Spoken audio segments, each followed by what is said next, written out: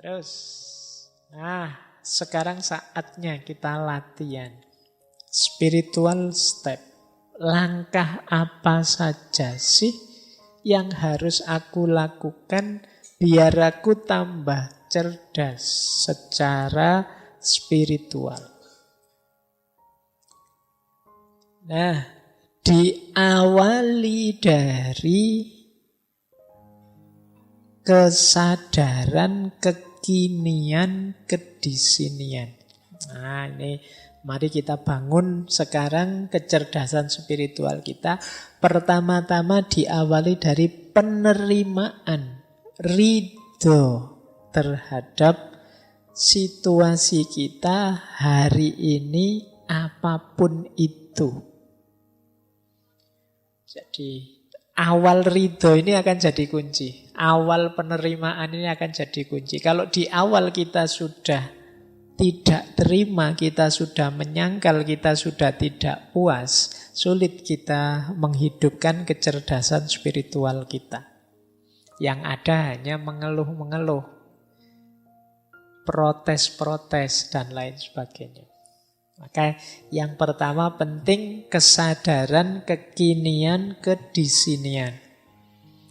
Jadi cuma untuk menerima itu kan kita harus tahu yang kita terima itu apa. Nanti jangan-jangan ada yang bilang, kok enggak ada yang ngirim Pak, saya nerima apa juga. Jadi situasi kita hari ini, kondisi kita hari ini.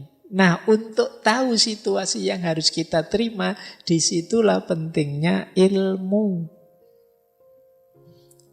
Jadi pengetahuan, baik tentang diri kita maupun tentang situasi lingkungan di sekeliling kita. Oh iya, saya sadar aku ini sampai detik ini masih orangnya pemarah. Saya terima dulu. Jadi banyak orang yang pemarah tapi tidak ngaku kalau dia pemarah.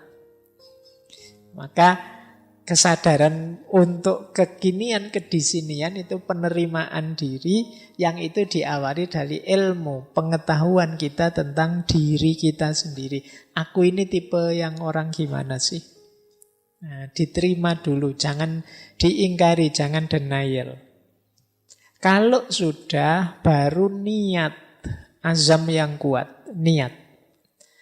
Saya masih pemarah, saya tahu, tapi aku akan berusaha untuk lebih baik. Nah, ini niat untuk jadi lebih baik. Setelah kita terima diri kita apa adanya. Jadi ridho, niat. Kemudian yang ketiga, refleksi tentang hakikat diri kita yang sejati. Kalau ini ideal. Aku itu seharusnya bagaimana sih? Nah, ini idealnya, yang nomor 3.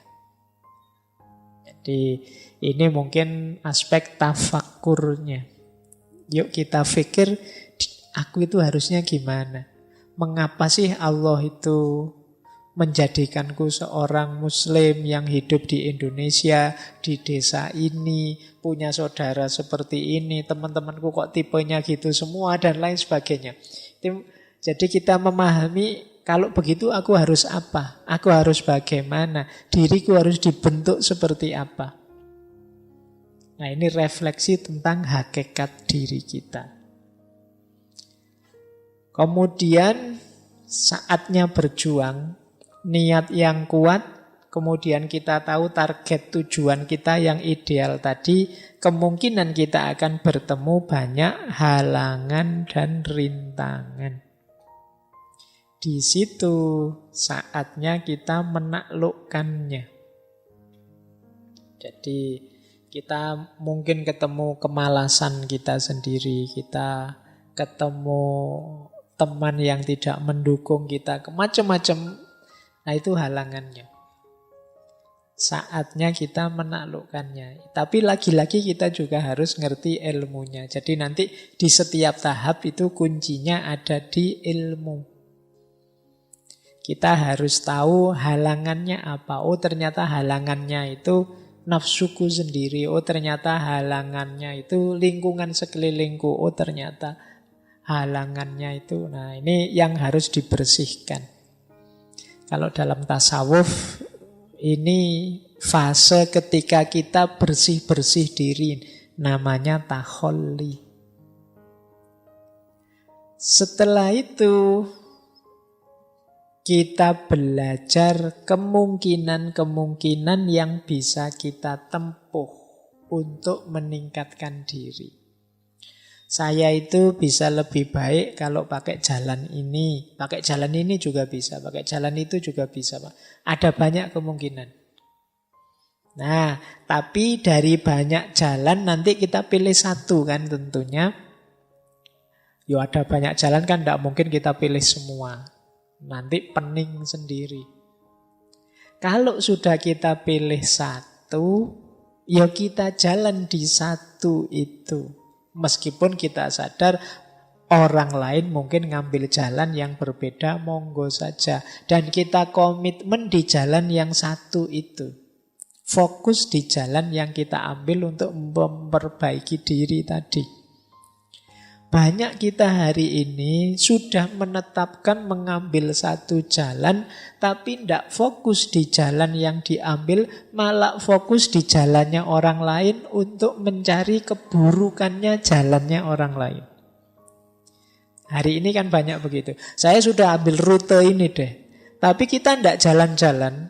Yang kita lakukan hanya ngeritiki orang lain yang ngambil jalan yang berbeda. Wah, jalanmu salah, jalanmu sesat ke sana, yang benar ke sini, yang paling bagus ini. Jadi kita ribut menyalahkan jalannya orang lain, tapi kita sendiri tidak jalan-jalan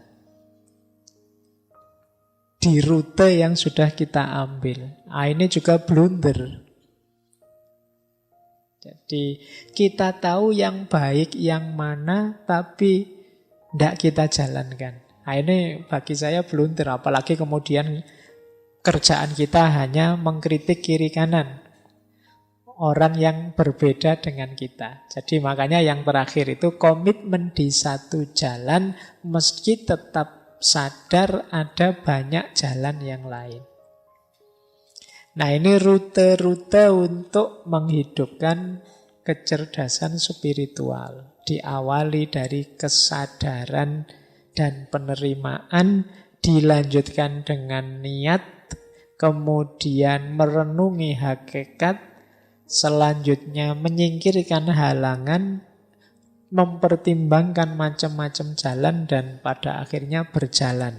Ngambil satu rute yang kita tempuh untuk meningkatkan kapasitas spiritual kita. Kalau kita sukses, kita akan dapat 5 hal itu. Entah satu di antaranya, entah 2 di antaranya. Alhamdulillah kalau bisa 5 di antaranya. Kalau 5 ya berarti bukan di antaranya ya, 5-5-nya. Nah, namanya spiritual gift. Kalau ini mengikuti Dana Zohar tadi. Spiritual gift itu ada 5. Yang pertama, the gift of discernment. Jadi, kemampuan atau anugerah mampu mencerna. Jadi, anugerah mampu mencerna itu kemampuan kita untuk memahami. Itu anugerah. Kalau yang tadi diberi langsung pengetahuan oleh Allah, saya sebut laduni tadi, itu namanya the gift of knowledge, pengetahuan, anugerah yang kedua. Sebenarnya kita mampu memahami sesuatu itu sudah anugerah. Tidak usah menunggu jadi orang laduni yang tiba-tiba ngerti apa. Tidak, kamu bisa memahami sesuatu itu sudah anugerah.